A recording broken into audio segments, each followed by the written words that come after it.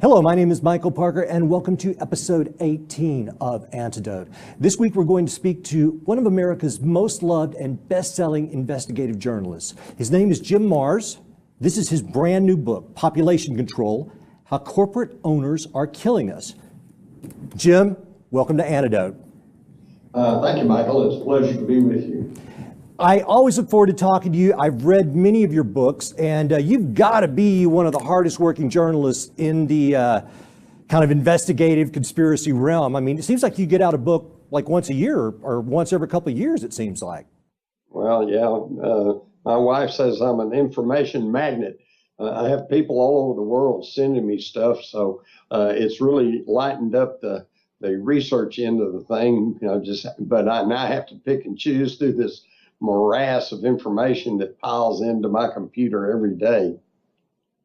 I understand that. I mean, last week, one of the things I wanted to kick off with this week was something that we were talking about last week. I had the Honorable Paul Hellyer on, who I know you're familiar with, and we were talking about this TPP and this TPA, and like I mentioned to you earlier, I'm still pissed off about it.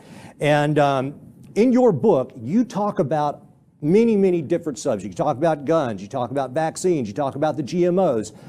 And these are all hot button issues where people seem like they're very polarized. And, you know, if we don't irk somebody at this point in the show, take a number, we'll get to you in a minute. Let's start with the GMOs, because I've been listening to a lot of your interviews besides reading the book, and you're very concerned about GMOs, and we should be. Absolutely. GMO, of course, is genetically modified organisms. Crossbreeding and trying to improve plants and animals is nothing new. They've done this throughout history. Animal breeders, horses, dogs, cats, they try to breed certain things out of them, breed certain things into them. Same thing with plants. You try to splice different kinds of plants. The big difference on GMO is that whether you're crossbreeding animals or crossbreeding plants, at least it's been within the same species. With genetically modified organisms, they are taking the genetic makeup of other species and then trying to blend them in with separate species. And I think the bottom line here and the big concern is that this is such recent science that nobody knows for absolute certain what it's going to do to us, to the food chain. For example, there's more and more evidence now pointing to GMOs and particularly some of the herbicides that are used to facilitate the growth of these GMOs have been implicated in the collapse of the bee colonies.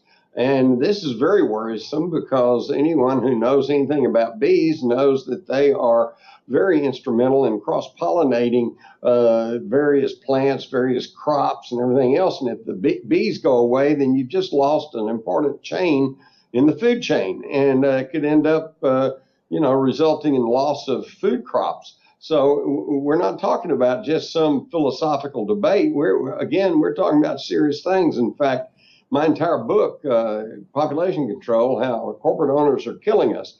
Michael, this goes beyond just politics or even philosophies. It gets into self-defense. You better find out what's going on and then take appropriate steps to counteract it, or you're in danger, endangering yourself and your loved ones. I do not disagree. From what I understand, this TPP, which seems to be largely constructed by lobbyists for these various companies, and this is the agreement that we cannot see. Interestingly enough, when it comes to agriculture, apparently the chief agricultural negotiator for Obama in this deal is this man named Islam Asadiki, and I guess he is a former Monsanto and pesticide lobbyist. Yeah, Monsanto has a chokehold on Congress and these large things. We talk about these corporations like, well, there's a G in corporations. And so obviously in a business environment, and free enterprise, then there's always another corporation that could act as a balance towards one that's maybe getting out of hands. But people don't realize In 2011, there was a study done by the Swiss Institute that showed out of 43,000 multinational corporations, it evolved down to about 400 that had cross ownerships and cross directorships. And these 400 in turn were pretty much controlled by about 20 banks, again, with cross ownership and cross directorship. So we're talking about a handful of people that basically control all of Western culture. In my book, Population Control, I named the 10 food corporations that pretty well dominate the food supply of the Western world. And of course, now they're trying to get control over the water. And that devolves down to just a handful, 5 or 6 corporations, Coca-Cola, Perrier, Pepsi, and Nestle. They're getting control over the water supplies, and with their power and their lobbyists in Washington, now they're making it against the law for you to catch rainwater and hold it, or to, in some instances, they're beginning to crack down on people who want to drill wells. And then for the people who do have wells, they're adulterating the water through the use of hydraulic fracturing, known as fracking, which means every fracking well in this country, and there's about 500,000 of them, uses up to 8 million gallons of water laced with about 40 chemicals and heavy metals, including formaldehyde and sodium fluoride, and you name it, all kinds of deadly things. And then we don't even need that, okay? Because what they're actually doing is wrecking the water supply, so they're forcing everybody to go down to the grocery store and buy their bottled water, which if you bring it up to cost per gallon, and now is more expensive than a gallon of gasoline. Agreed. It benefits those multinational corporations. In fact, what we see is the beginnings of a worldwide corporatocracy, all right? And by the way, the term fascism, all right, which we all kind of understand what fascism is. Actually, a general description of fascism is the blending of state and corporate power, okay? And the word fascism comes from the Italian dictator of World War II, Benito Mussolini, who was put into power by his fascist black-shirted supporters that were known as fascistas. And so their form of a centralized authoritarian government came to be known as fascism. But Mussolini himself said that fascism is really probably not the correct term. He said the correct term is corporatism. All right, rule by the corporations. And that's what we see taking place here in the United States today. And we better start paying better attention to it, because we've all been schooled and conditioned to believe that free enterprise and a free market, capitalism is the way to go. And the thing is, it is, okay? That would be the way to go, but it's not that way anymore. We have a corporatocracy. Yes. Well, let's move on to yet another hot button issue where it's lately, here in California, if this is not the most polarizing issue, I think, out there at the moment, I can't think of what is, and it's about vaccines. Now, in full disclosure, listen, my children are vaccinated, so don't start sending me all your hate mail. However, let's get back again to some rational conversation about vaccines. So SB 277 was signed into law by Governor Brown on, I guess, the 30th of June. Now, what this means is that California is now one of 3 states that has no PBE, which is a personal belief exemption, and that will take place as of 2016, January 1st. We'll join Mississippi and West Virginia. What's interesting to me about this, and listen, I know people on both sides of this issue. Here's what's interesting to me about vaccines. Nobody contests the fact that a drug can have a side effect. As a matter of fact, when you see these commercials that we were just talking about, they spend 45 seconds of the 60-second commercial sometimes telling you about the myriad side effects that you could have, right? But when it comes including death sometimes. I saw one yesterday that I think it was Ambolin or something, and one of the side effects is unexpected sudden death. But But boy, I got to have some of that. exactly, I can't wait. So that brings us to the vaccine. So what I don't understand is the disconnect. And, people really get upset when they hear about people that are anti-vaxxers. But here's what's interesting, and then I'm going to let you talk. I just have to make this one thing because it blows my mind. The PBE is going to be gone, but there's going to be a slight chance that you can still get an exemption. It's going to be a medical exemption, but here's where it gets interesting. The medical exemption goes like this. There are some of the situations in which a medical exemption may be warranted. Number one, a prior vaccine reaction.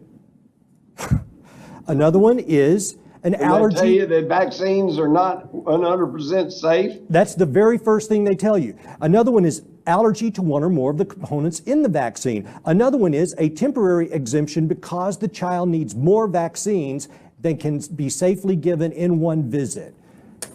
Jim, I turn to you. What do you think?